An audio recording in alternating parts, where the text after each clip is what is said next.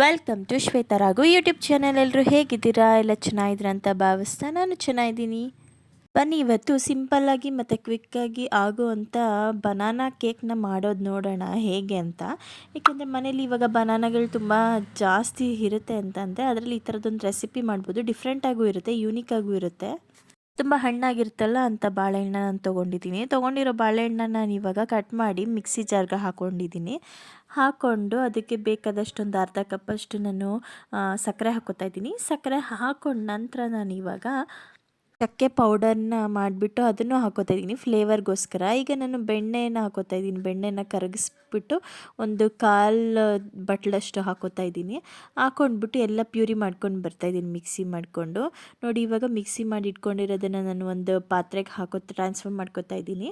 ಮಾಡ್ಕೊಂಡು ನಂತರ ನಾನು ಇವಾಗ ಹೆಲ್ದಿ ಕೇಕ್ ಅಲ್ವಾ, ಹಾಗಾಗಿ ಯೂಸ್ ಮಾಡ್ತಾಯಿಲ್ಲ, ಗೋಧಿ ಹಿಟ್ಟನ್ನ ಯೂಸ್ ಮಾಡಿಬಿಟ್ಟು ಮಾಡ್ತಿರೋದು.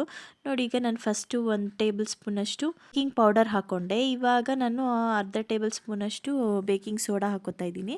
ಈಗ ಒಂದು ಕಾಲು ಬಟ್ಲಷ್ಟು ನಾನು ಈಗ ಹಾಕ್ಕೋತಾ ಇದ್ದೀನಿ ಕೋಕೋ ಪೌಡರನ್ನು ಎಲ್ಲ ಹಾಕ್ಕೊಂಡು ಈ ಥರ ಮಾಡ್ಕೋಬೇಕು, ಜರಡಿ ಹಿಡಿದ್ಬಿಟ್ಟು ಹಾಕಬೇಕು. ನೋಡಿ ಈ ಥರ ಎಲ್ಲ ಗಂಟು ಸಿಗುತ್ತೆ, ಹಾಗಾಗಿ ಈ ಥರ ಎಲ್ಲ ಜರಡಿ ಮಾಡ್ಕೊಂಡು ಹಾಕ್ಕೊಂಡ್ಮೇಲೆ ಈಗ ನಾನು 1 ಟೇಬಲ್ ಸ್ಪೂನಷ್ಟು ವೆನಿಲಾ ಎಸೆನ್ಸ್ ಹಾಕ್ಕೋತಾ ಇದ್ದೀನಿ. ಹಾಕ್ಕೊಂಡು ಎಲ್ಲದನ್ನು ಇವಾಗ ಮಿಕ್ಸ್ ಮಾಡ್ಕೊಂಡು ಬರ್ತಾಯಿದ್ದೀನಿ. ನೋಡಿ ಇವಾಗ ಮಿಕ್ಸ್ ಆದಮೇಲೆ ಹೀಗಿರುತ್ತೆ. ನಾನು ಈಗ ಇನ್ನೊಂದು ಸ್ವಲ್ಪ ಗಟ್ಟಿ ಇತ್ತು ಅಂತೇಳ್ಬಿಟ್ಟು ಒಂದು ಸ್ವಲ್ಪ ಹಾಲು ಹಾಕ್ಕೊಂಡು ಮಿಕ್ಸ್ ಮಾಡ್ಕೋತಾ ಇದ್ದೀನಿ. ಆದ ನಂತರ ಮಧ್ಯದಲ್ಲೆಲ್ಲ ತಿನ್ನೋಕ್ಕೆ ಫ್ಲೇವರ್ಫುಲ್ ಆಗಿರಲಿ ಅಂತೇಳ್ಬಿಟ್ಟು ಒಂದು ಸ್ವಲ್ಪ ಡ್ರೈ ಫ್ರೂಟ್ಸ್ನ ಹಾಕ್ಕೋತಾ ಇದ್ದೀನಿ ಮನೇಲಿರೋ ಅಂಥದ್ದನ್ನು. ಇಲ್ಲಿರೋ ಇಂಗ್ರೀಡಿಯೆಂಟ್ಸ್ ಎಲ್ಲ ಮಾಡಿಬಿಡ್ಬೋದು ಪಟ್ಟ ಅಂತ ಬೇಗನೆ. ಇವಾಗ ನಾನು ಪ್ರೀ ಹೀಟ್ ಮಾಡೋದಕ್ಕೆ ಕುಕ್ಕರ್ನ ಇಟ್ಕೊಂಡಿದ್ದೆ. ಈಗ ನಾನು ಒಂದು ಪಾತ್ರೆನ ತೊಗೋತಾ ಇದ್ದೀನಿ.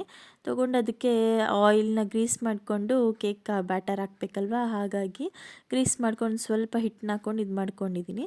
ನೋಡಿ ಇವಾಗ ಬ್ಯಾಟರ್ ಫುಲ್ ಇದಕ್ಕೆ ಹಾಕಿ ಈಗ ಮೇಲ್ಗಡೆಗೆ ಡ್ರೈ ಫ್ರೂಟ್ಸ್ನೆಲ್ಲ ಹಾಕಿ ಮಾಡ್ಕೊಂಡಿದ್ದೀನಿ. ಈಗ ಒಂದು 45 ಟು ಅರೌಂಡ್ 150 ಮಿನಿಟ್ಸ್ ನಾನು ಚೆನ್ನಾಗಿ ಕುಕ್ ಮಾಡ್ಕೊಂಡಿದ್ದೀನಿ. ಕುಕ್ ಆದಮೇಲೆ ನೋಡಿ ತೋರಿಸ್ತಾ ಇದ್ದೀನಿ ಹೇಗಾಗಿದೆ ಅಂತೇಳ್ಬಿಟ್ಟು. ನೋಡಿ ಒಂಚೂರು ಅಂಟ್ತಾ ಇಲ್ಲ, ತುಂಬ ಚೆನ್ನಾಗಾಗಿದೆ.